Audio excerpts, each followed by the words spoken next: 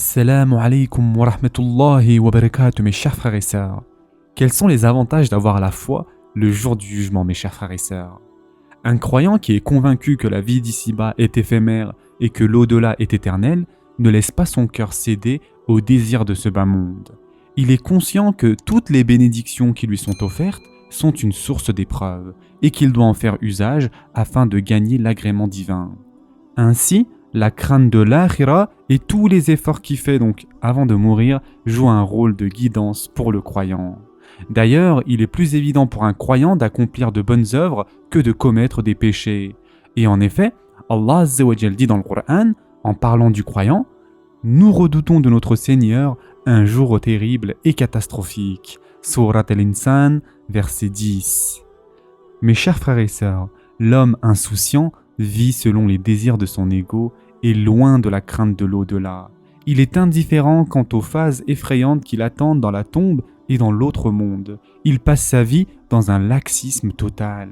Pourtant, mes chers frères et sœurs, si on réfléchit un instant, comment considérer ces faits comme étant utopiques ou inexistants? Il n'a jamais été révélé qu'un individu puisse échapper à la mort, à la vie éternelle et à sa destinée. La peur n'a aucun effet contre la mort. Tôt ou tard, la réalité de la mort et le jour de la résurrection atteindra soudainement celui qui les niait et plongera les insouciants dans une lourde déception et de douloureux regrets.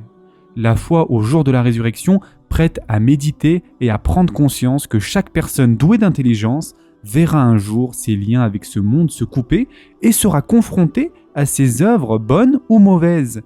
Ainsi, la méditation sur la mort et ce qui la suit favorise la prise de conscience. Et cela nous permet d'établir un état intérieur et surtout d'établir de bons comportements qui nous aident à nous éloigner des péchés. Qu'il soit dans l'opulence ou non, la méditation sur la mort protège le croyant des calamités, de la richesse et de la pauvreté. Yani, la simple réflexion profonde sur la mort est un palier pour apaiser l'esprit par le contentement, la satisfaction et les louanges en tout état. Certes, la mort est pour l'homme la plus grande épreuve et un tourment assuré, il n'y a pas de doute là-dessus. Mais ce qui est plus terrible encore, c'est de vivre dans l'inconscience de la mort et de ce qui la suit, et de ne pas pouvoir consacrer le restant de sa vie à la servitude. Ce qui convient à une personne saine d'esprit, c'est de se préparer à la mort avant qu'elle n'advienne, et avant tout de s'affranchir des mauvais traits de son ego. En effet, un ego brut, non éduqué, selon les mesures divines, conteste sans cesse la réalité de l'éphémère et de la mort. À ce sujet, l'exégète Ismaël Haqq el-Boursaoui a dit « Comment l'ego peut-il devenir musulman alors qu'il est le père de la mécréance? Le diable apostasia à cause de son ego. » C'est-à-dire que l'ego, s'il n'est pas restreint et ses envies non réduites, empêche de méditer sur la mort et finit par l'emporter sur l'esprit. Pour se préserver de ce grand danger, mes chers frères et sœurs, il incombe à l'homme de purifier et d'éduquer son ego, tout en forgeant son âme par les adorations et les invocations. Dans son œuvre, Cheikh Saadi indique l'importance de l'éducation spirituelle avant la mort. « Ô mon frère, tu vas finir par te mélanger à la terre, alors tâche de gagner en humilité avant cela. » De plus, mes chers frères et sœurs, le messager d'Allah sallallahu alayhi wa sallam a dit que celui qui croit en Allah et au jour dernier se montre bienveillant envers son voisin, que celui qui croit en Allah et au jour dernier honore son invité, que celui qui croit en Allah et au jour dernier dise du bien ou se taise. Et ce hadith a été rapporté par Bukhari, mes chers frères et sœurs. Yani, un croyant qui se soumet avec sincérité à ces avertissements prophétiques entretient davantage de bonnes relations avec son entourage. De même, la foi au jour du jugement accentue le sentiment de responsabilité dans les cœurs et contribue à accomplir chaque tâche et devoir soigneusement. Celui qui est conscient du fait que Allah Azza wa Jal le voit en permanence, que tous ses faits et gestes sont enregistrés et qu'un jour il devra rendre des comptes, se garde d'accomplir des péchés, même dans la plus grande intimité.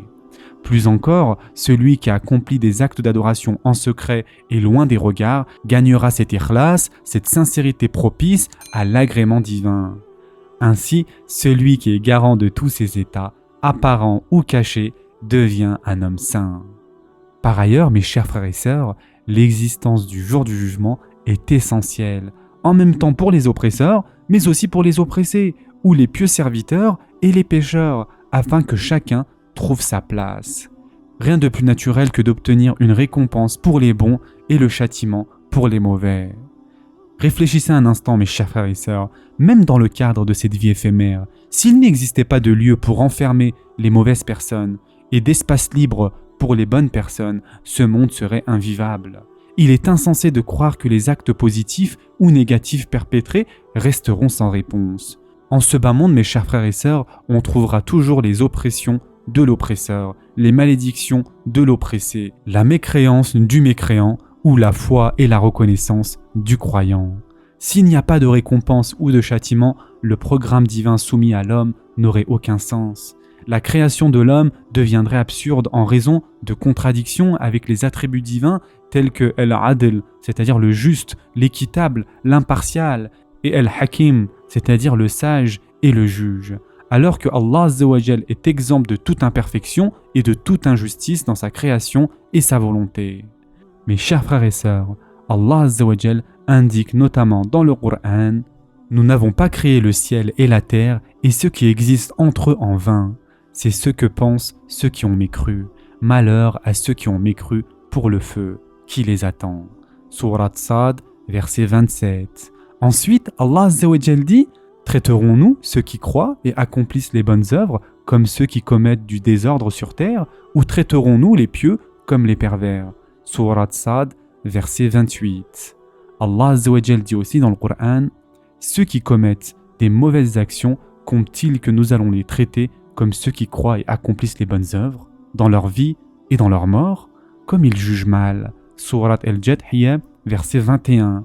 Et ensuite, Allah Azza wa Jal dit « Et Allah a créé les cieux et la terre en toute vérité, et afin que chaque âme soit rétribuée selon ce qu'elle a acquis. Ils ne seront cependant pas lésés. » Sourate Al-Jathiyah, verset 22.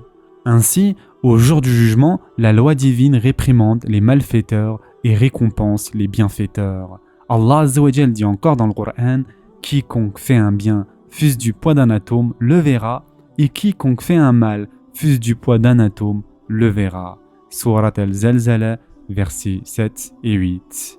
De plus, dans la sourate Luqman, on peut lire les conseils suivants. « Ô mon enfant, fût-ce le poids d'un grain de moutarde au fond d'un rocher, ou dans les cieux ou dans la terre, Allah le fera venir. Allah est infiniment doux et parfaitement connaisseur. » Sourate Luqman, verset 16. On peut considérer, mes chers frères et sœurs, comme étant les plus préjudiciables éléments de ce monde, ceux pour qui l'idée de l'au-delà, la crainte et l'amour révérentiel sont réduits à néant, car leurs fins et intérêts personnels sont désormais des sujets adorés et vénérés. Pour eux, les convictions religieuses, l'amour de la communauté, les affaires et les intérêts communs, aussi importants soient-ils, sont sujets de plaisanterie. Pour ces ignorants, la supériorité et le mérite se limitent à la tromperie des gens. Dans ce verset coranique que nous allons citer, Allah Azza wa Jal parle des défauts caractéristiques de ceux qui ne croient pas au jour du jugement. Ô les croyants, n'annulez pas vos aumônes par un rappel ou un tort, comme celui qui dépense son bien par ostentation devant les gens sans croire en Allah et au jour dernier. Il ressemble à un rocher recouvert de terre. Qu'une averse l'atteigne, elle le laisse dénué. De pareils hommes ne tirent aucun profit de leurs actes, et Allah ne guide pas les gens mécréants. Surat al-Baqarah, verset 264. Mes chers frères et sœurs, dans de nombreux versets coraniques, la notion de mort ou de jugement dernier est exprimée par le mot liqa. Par exemple, liqa'ul akhira, qui signifie la rencontre espérée. Et Allah Azza wa Jal fait mention de cette réalité dans ce verset. Celui qui espère rencontrer Allah, le terme fixé par Allah va certainement venir, et c'est lui l'audient, l'omniscient. Surat Al-Ankabut, verset 5. En d'autres termes, même si la mort est une séparation douloureuse pour les proches du défunt, pour les cœurs remplis de foi et d'amour, la mort est un moyen de transcender l'état mortel en immortel, de libérer son âme tel un oiseau emprisonné dans la cage du corps. De plus, conformément au verset dans lequel Allah Azza wa Jal dit « C'est à Allah que nous appartenons et c'est vers lui que nous retournerons » Il incombe au croyant d'accomplir des efforts pour rejoindre son Créateur avec dignité et sincérité. Sinon, il sera impossible de parler d'accomplissement et de réussite en ce bas monde. Et Allah Azza wa Jalla dit dans le Coran concernant les gens qui ne croient pas au jour du jugement, et quel pire injuste que celui qui forge un mensonge contre Allah. Ceux-là seront présentés à leur Seigneur et les témoins, les anges diront « Voilà ceux qui ont menti contre leur Seigneur, que la malédiction d'Allah frappe les injustes, qui obstruent le sentier d'Allah aux gens, cherchent à le rendre tortueux et ne croient pas en l'au-delà. » Surat Hud, versets 18 et 19.